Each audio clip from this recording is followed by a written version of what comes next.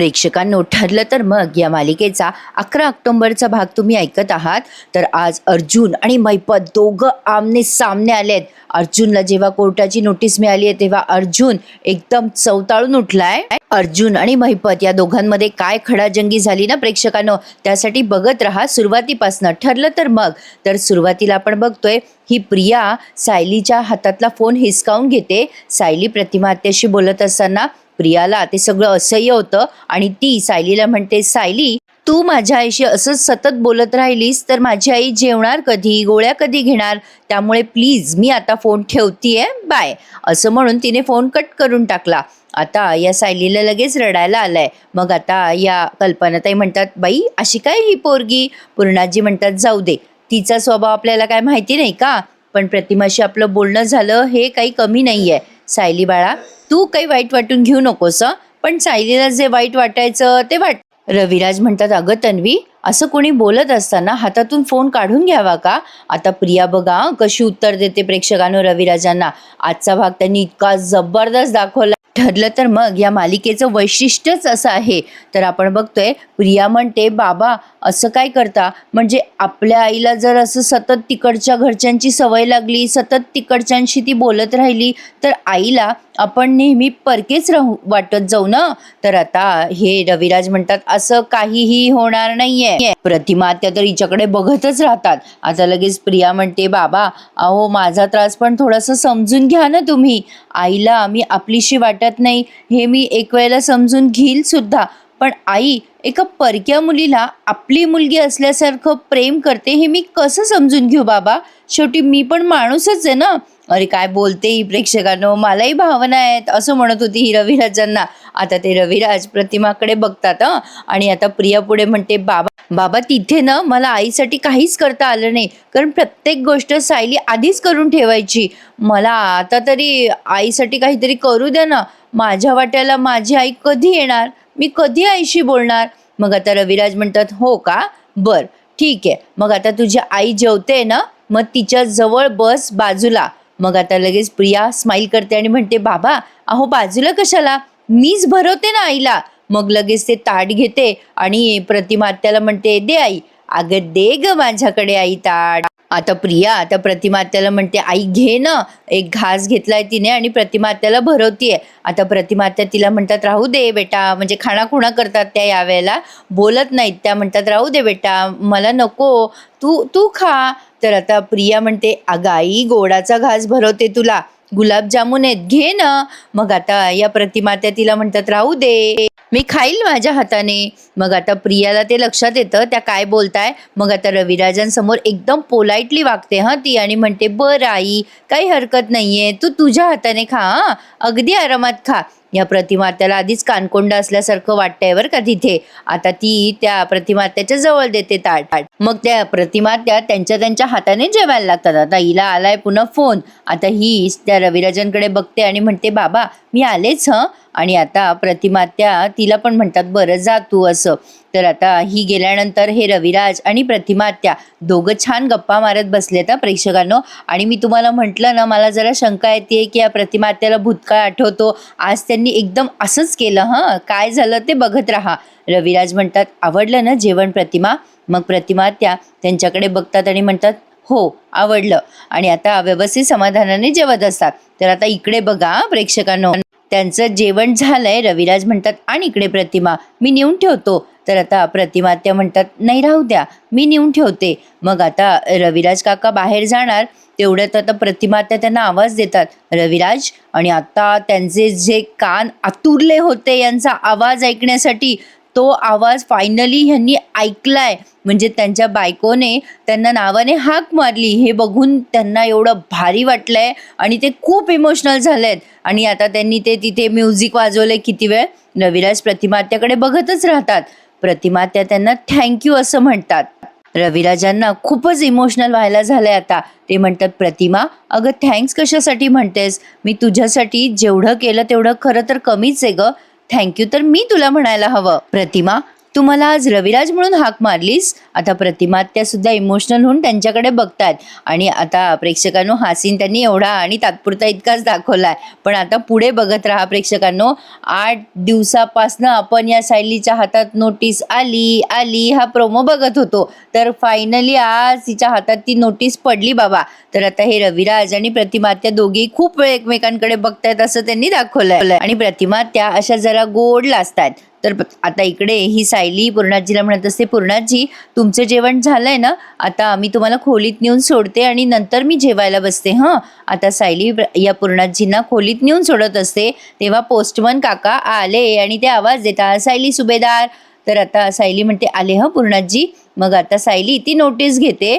ते सांगतात की तुमच्यासाठी नोटीस आली आहे. सायली ती नोटीस घेते, उघडते आणि बऱ्याच वेळ वाजते आणि तिथे आता ते डफडं वाजायला लागलंय. अर्जुन येतोय जिन्यावरनं खाली. सायली पूर्ण नोटीस वाचते प्रेक्षकांनो. तोपर्यंत त्यांनी आपल्याला असं खिळवून धरलंय आणि आज वेगवेगळ्या प्रकारचे म्युझिक वाजले, ढटटटन ढटटटंग असं काय काय काय काय वाजवले त्यांनी.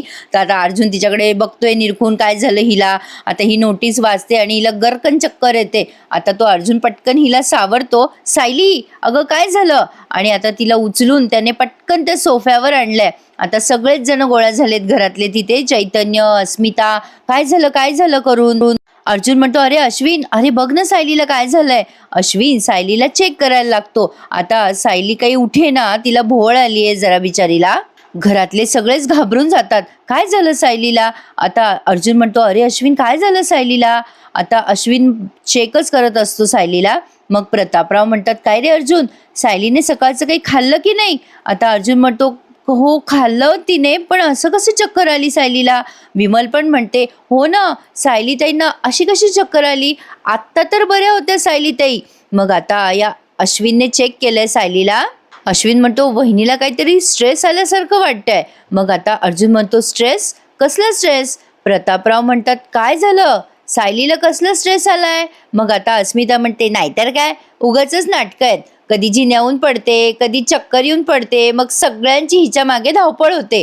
कल्पनाताई म्हणतात अस्मिता अगं बाई गप्प बस, नाही तर तुझ्या खोलीत जा ना बाई. आता अश्विन म्हणतात सगळेजण जरा शांत राहाल का तुम्ही. आता अश्विन अर्जुनला म्हणतो दादा अरे वहिनी काही बोलली का तुझ्याजवळ, काही टेन्शन आहे तिला म्हणून. मग आता अर्जुन म्हणतो नाही रे अश्विन काहीच बोलली नाही ती. आता चैतन्य म्हणतो अरे काहीतरी झालंय यार म्हणून तर चक्कर आली आहे तिला. अर्जुन आता तिच्या गालाला हात लावून तिला उठवण्याचा प्रयत्न करतो तेव्हा सायली ते शुद्धीवर. मग अस्मिता त्यावर अशी रिॲक्शन देते. आता अर्जुन म्हणतो काय झालं सायली, चक्कर का आली तुला. आता सायली जरा शुद्धीवर येते. आता त्यासाठी जरा 2-3 सेकंद लागतील. मग अशी ती उठवून बसते आणि आता तो अर्जुन म्हणतो काय झालं सायली, काय झालं तुला. आता सगळेच जण अगदी बघतायत काय झालं. आणि आता सायली नुसतं अशी बोट दाखवते दाराकडे. ते जे लेटर आहे ना ते तिच्या हातातनं खाली पडलंय, ते नोटीसचं लेटर. आणि आता ती बोट दाखवते. मग अर्जुन ते लेटर उचलतो आणि तोही लेटर वाचतो आणि त्याला लेटर वाचायलाही जरा सेकंद दाखवलेत त्यांनी. आता अर्जुन ते लेटर वाचतो आणि सगळ्यांच्या समोर येतो. आता सगळ्यांनाच उत्सुकता लागली आहे, अगं बाई काय आहे लेटरमध्ये, काय असेल लेटरमध्ये. आता अर्जुनने लेटर वाचलंय आणि सायलीकडे बघितलंय आणि सायलीने अर्जुनकडे. कोणाला काही कळे ना नेमकं काय झालं, सगळेच जण एकमेकांकडे बघतायत. सायली आता अर्जुनकडे बघून रडायलाच लागते आणि म्हणते वाचवा, माझा आश्रम वाचवा, त्याला काहीही होऊ देऊ नका. आता अर्जुन सायलीकडे बघतो आणि म्हणतो हे बघ सायली तू रडू नकोस, काहीही होणार नाहीये. आता घरातले सगळेच जण टेन्शनमध्ये आले ना. ते म्हणतात काय झालं रे अर्जुन. प्रतापराव विचारतात अरे अर्जुन काय झालंय आम्हाला तरी सांग. मग आता अर्जुन म्हणतो हो ॲक्च्युली डॅड नोटीस आली आहे कोर्टाची. मग आता हा अश्विन म्हणतो काय झालं, कसली नोटीस आली आहे. अर्जुन म्हणतो ह्यात लिहिलंय की आश्रमावरती जो स्टे आला होता तो आता महिपत शिखरेने हटवलाय आणि आता आश्रम महिपत शिखरे कधीही पाडू शकतो. सायली आता अर्जुनला हात जोडते आणि म्हणते काहीही करा पण माझं घर तुटण्यापासून वाचवा. अर्जुन सायलीला म्हणत असतो, तुम्ही जरा शांत व्हा बरं. आणि आता प्रतापराव म्हणतात, बघू दे अर्जुन. आणि इकडे आता ते सगळेजण ते वाचायला लागतात नोटीस. आणि आता चैतन्य म्हणतो, अरे पण हा स्टे असा कसा उठवला त्यांनी? आपण सगळे लीगल प्रोसिजर केले होते ना या स्टे आणण्यासाठी, आणि स्टे आणण्यासाठी आपण जे जे मुद्दे मांडले होते ते सगळे व्हॅलिड होते अर्जुन. आता अर्जुन विचार करतो आणि म्हणतो, चैतन्य काहीतरी गडबड आहे, नक्कीच महिपतने अनऑफिशियली काहीतरी केलंय. सायली म्हणते, म्हणजे तो आमचं घर तोडू शकतो? नाही नाही, हे असं होऊ देऊ नका, मधुभाऊंना सहन होणार नाही. आता अर्जुन तिला म्हणतो, हे बघ सायली, माझ्यावर विश्वास ठेव, थोडी रिलॅक्स हो प्लीज, टेन्शन नको घेऊस. ज्या आश्रमाला तू आणि मधुभाऊ तुमचं घर मानता त्या आश्रमाला मी कधीही काहीही होऊ देणार नाही. आणि आता बघा प्रेक्षकांनो, अर्जुन अगदी बॅक टू अर्जुन सुभेदार झालेला आहे. म्हणजे ॲडव्होकेट अर्जुन सुभेदार असं तो लगेच त्या रोलमध्ये गेलेला आहे. प्रेक्षकांना खूप छान दाखवतात हे. रादर या मालिकेचं वैशिष्ट्यच आहे, म्हणजे असं बोर व्हायला लागलं की ते एक जबरदस्त ट्विस्ट आणतात आणि पुन्हा एकदा आपल्याला खिळवून ठेवतात. पण चला, आपलं मनोरंजन होतंय ना, हे महत्त्वाचं आहे आणि त्यासाठीच आपण मालिका बघतो. आता अर्जुन त्याच्या आईला म्हणतो, आई अश्विन, सायलीला सांभाळा, मी आलोच. आता सायली खूप रडत असते आणि इकडे बघा प्रिया पोहोचलेली असते महिपतच्या घरी आणि तो नागोबा सुद्धा तिथेच बसलाय आणि आता अर्जुन तिथे जाऊन धडकतो ना. आता बघा प्रेक्षकांनो, काय मजा येते यांची. जी प्रिया मोठ्या मोठ्या गप्पा आणत असते, अहो अण्णा सर, तुम्ही डिरेक्ट अर्जुन सायलीला कोर्टाची नोटीस पाठवली, सॉलिड हादरले असतील ना ते. आता महिपत म्हणतो, बसले असतील कुठल्या तरी बिळात लपून. आता प्रिया म्हणते, हा ती सायली पण लपून बसली असेल, नाही म्हणजे रडत असेल ती. तिच्या लाडक्या प्रतिमेला मी कायमचं दूर केलं ना तिच्यापासून, त्यामुळे काय झालं, प्रतिमाला काही आठवायचं टेन्शनच नाही ना आता. त्या अर्जुन आणि सायलीची प्रत्येक बाजूने हार होतीये. आणि आता नागराज म्हणतो, आणि आपली प्रत्येक बाजूने जीत होणार आहे, कारण आता ती प्रतिमा वहिनी घरात आल्यापासून आपण त्या दादाला आता खिशात घालून ठेवलंय. तर आता ही साक्षी यांना जरा भानावर आणते आणि म्हणते, एक मिनिट नाही म्हणजे हे सगळं सेलिब्रेट वगैरे करूयात आपण, पण काय आहे ना, बाजी कधीही पलटू शकते, हे विसरू नका. आता महिपत त्या साक्षीचं बोलणं ऐकतो आणि त्याला जरा आवडत नाही तिचं बोलणं. साक्षी म्हणतो, हे बघा, आपण आत्तापर्यंत अर्जुन सायलीच्या विरोधात बरेच प्लॅन केले, आपले प्लॅन कधीच यशस्वी झालेले नाहीयेत, पहिल्यांदा यश मिळतंय, त्यामुळे इतके हुरळून जाऊ नका. साक्षी यांना भानावर आणायचा प्रयत्नच करत असते. आणि आता प्रेक्षकांनो बघा काय होतं. आता महिपत म्हणतो, ए पोरी, अगं आम्ही काळजापासून आनंद साजरा करतो, त्यासाठी आम्हाला 24 तास असं मेंदू आमचं काम करतोय असं दाखवावं नाही लागत. मग आता तो नागराज म्हणतो, ए साक्षी, अशी बाजी बिजी काही पलटत नसते.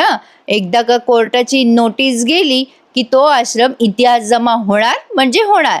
तर आता या साक्षीला गाडीचा आवाज आलाय, ब्रेकचा आवाज ऐकवलाय त्यांनी खूप जोरात, जणू काही ऍक्सिडेंट झाला असा आवाज आला मला तर आता ही साक्षी दरवाजाजवळ जाते आणि चेक करते की कोणाची गाडी आहे. आणि आता तिला लगेच दिसतं की अरे देवा, अर्जुन सुभेदारची गाडी. प्रिया, नागराज दोघेही तिकडे दाराकडेच बघायला लागतात. आणि आता त्यांनी इथे बराच वेळ घालवलाय प्रेक्षकांनो. अर्जुन गाडीतनं उतरतो, साक्षी त्याला बघते आणि साक्षीला घाम फुटतो, बापरे, अर्जुन सुभेदार आला इकडे. अर्जुन आता एकदम डॅशिंग आतमध्ये एंट्री घेतोय असं त्यांनी दाखवलंय. साक्षी आधी पळत पळत आतमध्ये येते आणि सांगते, बापरे, अर्जुन सुभेदार आलाय. आणि आता प्रिया, तिला तर घाम फुटलाय. आत्ता तर मोठ्या मोठ्या गप्पा हाणत होते ना, हे काही होत नसतं आणि आम्ही काही घाबरत नसतो वगैरे वगैरे. आता नुसतं अर्जुन सुभेदारच्या एंट्रीवर कसे धाबे आणलेत बघा या सगळ्यांचे. आता लगेच महिपत या नागराजला म्हणतो की लवकर जा, तुम्ही आतमध्ये लपा.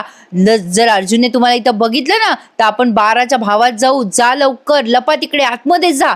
आता नागराज आणि प्रिया दोघं जीव मुठीत धरून पळाल्यासारखे तिथून पळतात प्रेक्षकांनो आणि आतल्या खोलीत जातात. आता अर्जुन किती वेळ आलाय या अण्णाच्या घरापर्यंत असं त्यांनी दाखवलंय.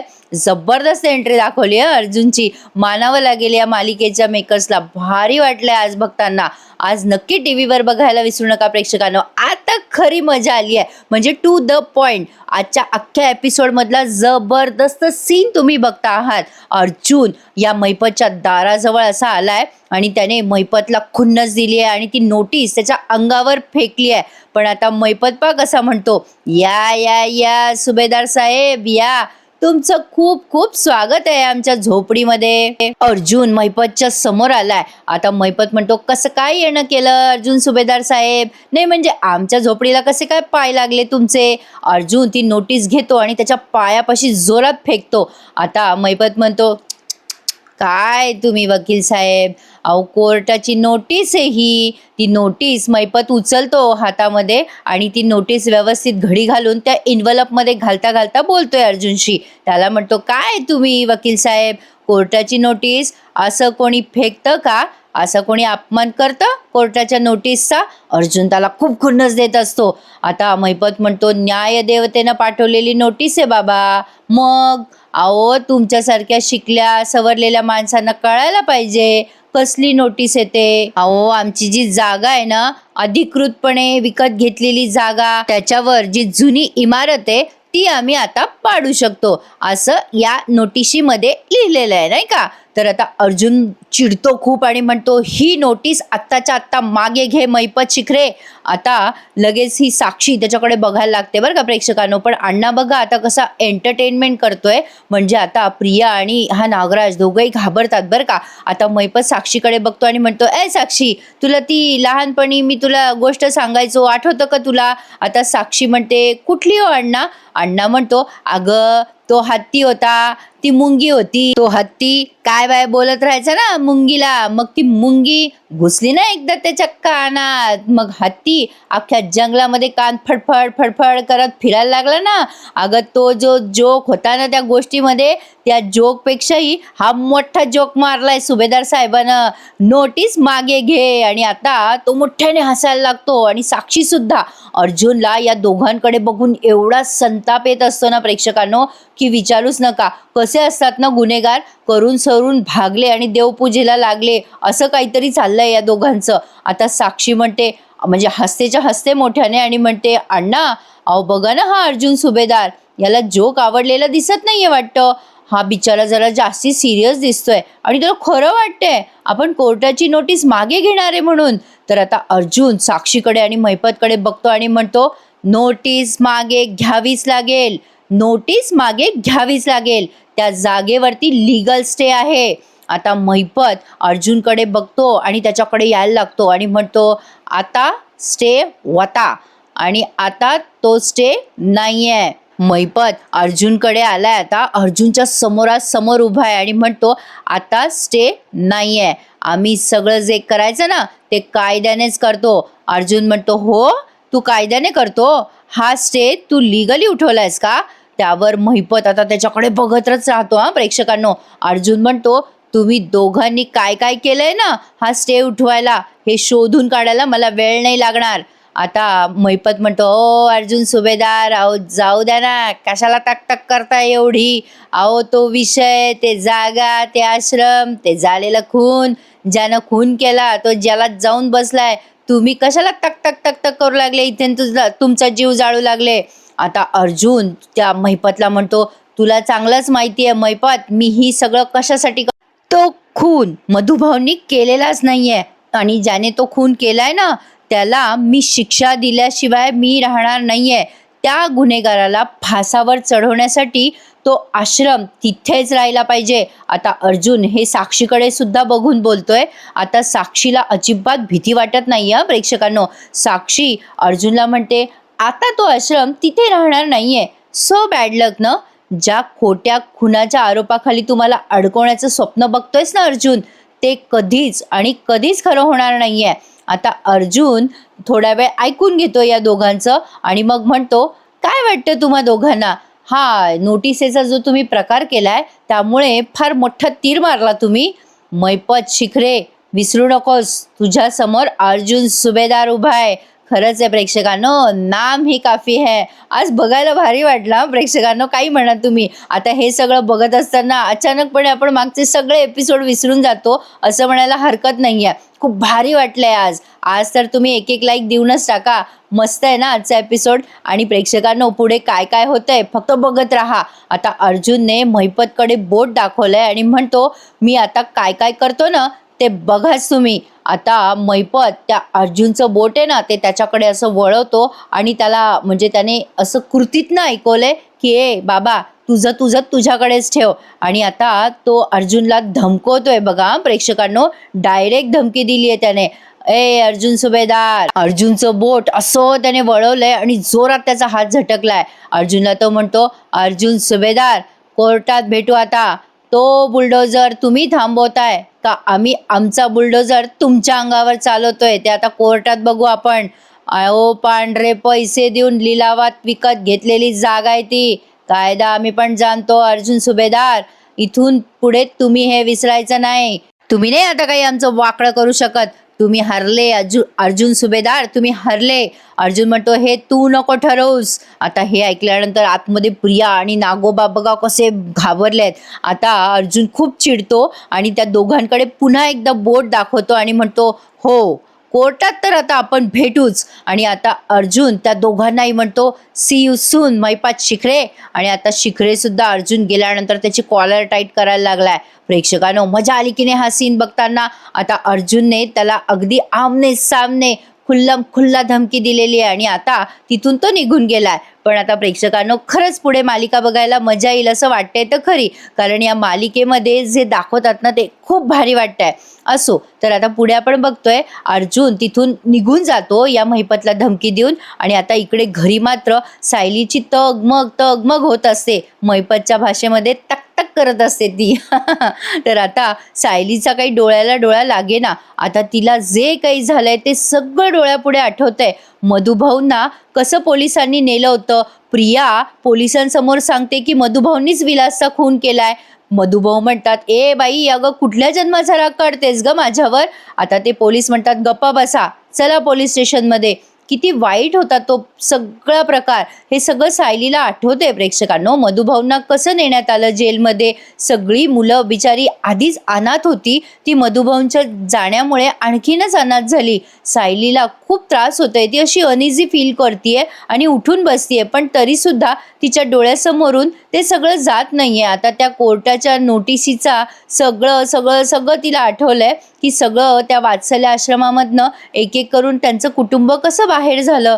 आता ते माणसं सांगतात की आज संध्याकाळपर्यंत तुमचं सामान बाहेर काढा, तुम्हाला फक्त संध्याकाळपर्यंत वेळ आहे. आणि हे सगळे बेघर झाले हो प्रेक्षकांनो. खरंच खूपच छान दाखवलं होतं त्यांनी आधीपासून ही मालिका. अप्रतिम. आता सायलीला म्हणजे खूपच त्रास होतोय.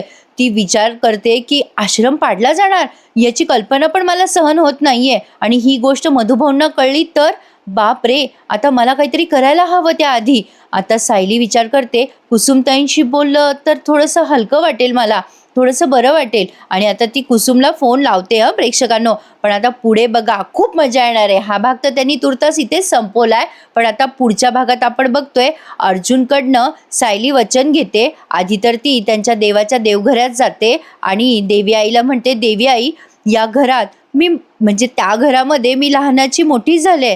ते घर माझ्या डोळ्यासमोर नाहीसं होईल का ग देवी आई.